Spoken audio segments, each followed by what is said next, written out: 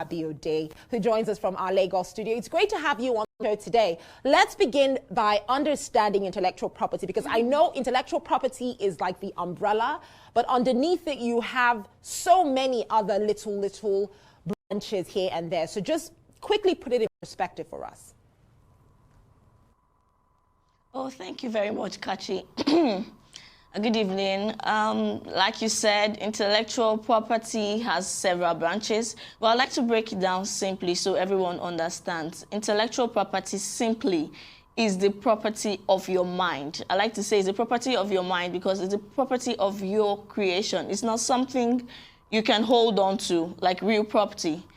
It's an intangible property. It's a tangible property right now. So most times we see creatives, we see entrepreneurs that they create things, they are really innovative, and we need to support them by making sure they have economic benefits of these works. So this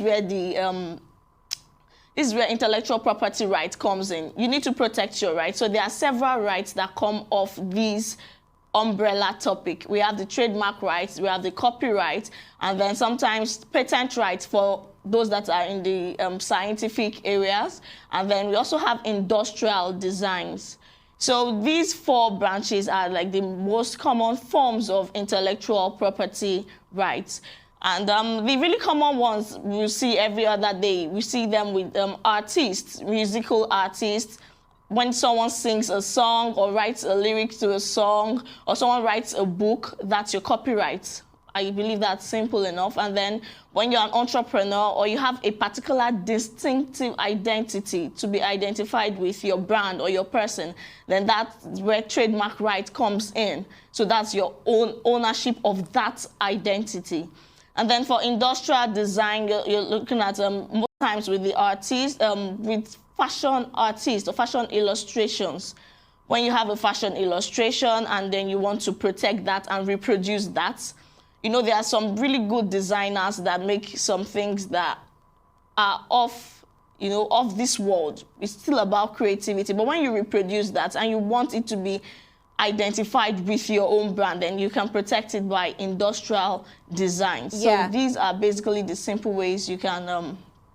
Absolutely. Sorry to cut you. I was just going to add identify what intellectual property rights. In the movie Coming to America, I think there was this particular outfit that they used. Yes. And it became this big conversation, you know, with the actual designer coming out to claim copyright infringement. But let's bring this back home to the entertainment industry, obviously. We know that we have a lot of artists. Yeah. For instance, we just saw Ed Sheeran, who came out to say that, oh, listen, a lot of people just wake up and say, oh, because you said boy, oh boy, oh boy, oh boy in your song, you stole my song, you know, and for artists who really sit down to write their songs, it's very, very difficult. So let's talk about how intellectual property is related to the entertainment industry and just how easy it is for people to be taken advantage of. Let me use that word, because you see, some people actually get their songs stolen because they are not as popular, while some other songwriters are being ripped off in unreasonable settlements because they just don't want to have to go through the long process of a trial in cases where they actually own their songs.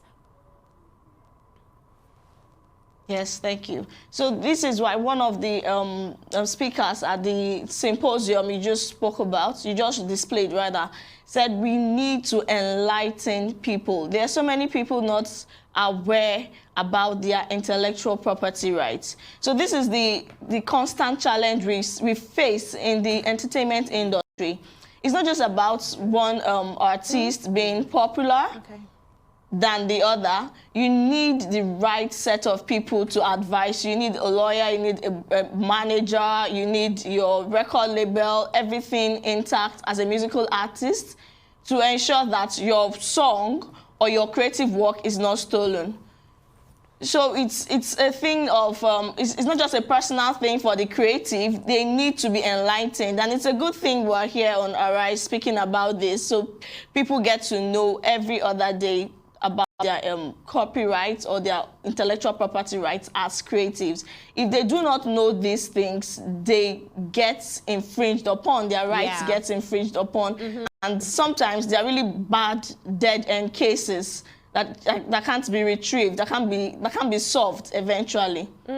Well, I would just, before we wrap this up, I want to talk about fair use, because I feel that's an angle that you hardly ever hear when you hear of a lot of these people claiming, oh, you know, you took my song. I know it exists, but is it even applicable in Nigeria?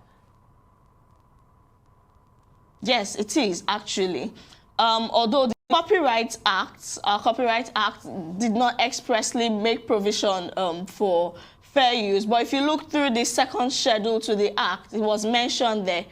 And then because, you know, we're colonized by the British, so some of their laws and some of what's applicable in their system are borrowed. We still copy some of them and apply them to cases. So it depends on the particular case that's before the court. Even when that provision for fair use is not in the Act, we can apply what's obtainable in the UK. So fair use, basically, just like the name is, comes from the principle of fairness.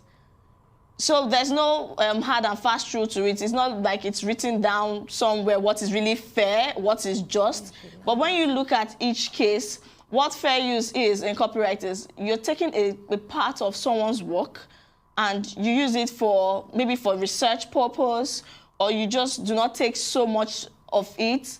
It's just a defense to copyright infringement, basically. Yeah. So when someone alleges that, oh, you stole my work, you copied my work, you can prove or you can show that I didn't really use this for commercial purpose, or I didn't use this to alter your work totally.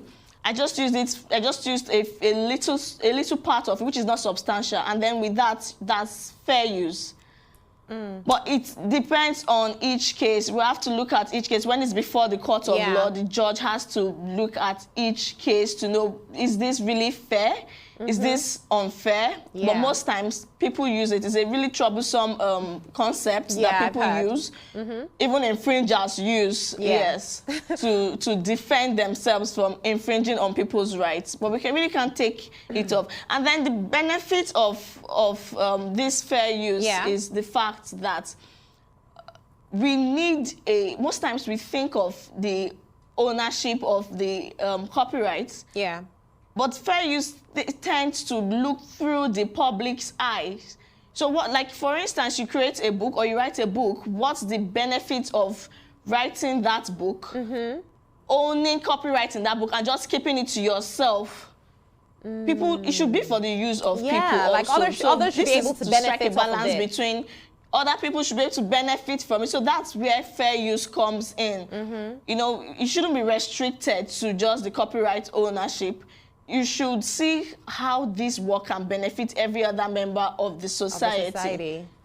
Well, I think this is definitely one thing a lot of people could really pick up on. Omotayo, thank you so much for joining me on the show today. That's our time on Arise 360, because it is time for another quick break. Do stay tuned, though. Coming right up, we're heading into the world of film and television, where we have Arise correspondent Jadisa De Silva for the latest news. Don't go away.